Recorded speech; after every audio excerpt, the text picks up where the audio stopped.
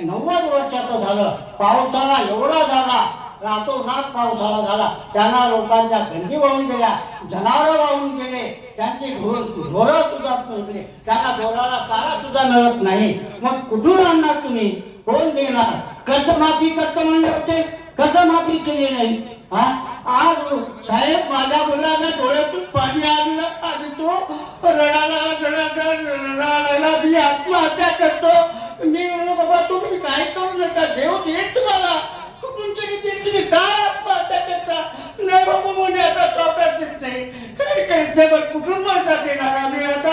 मला मार्ग नाही याच्याची या सरकारनं मला कर्ज माफ करतो म्हणून माझ्याकडे आले, पण मला 5 पैसे सुद्धा त्यांनी दिलेले नाही. हो, मग काय करावं आता? काय करावं काय नाही, हे असे आमच्या अवस्था झाली. घेतला पिस्ता झाला. हे गोपू पाटील त्यांच्या घरी आले आणि त्यांना समजून सांगणारे की म्हणजे तुम्ही रडू नका, आम्ही काहीतरी मार्ग काढू. माझून त्यांनी आमचं साठवून केलं साहेब, पण मला राहून काय करावं काय नाही, कोणीच द्यायला तयार नाही पैसा आपला.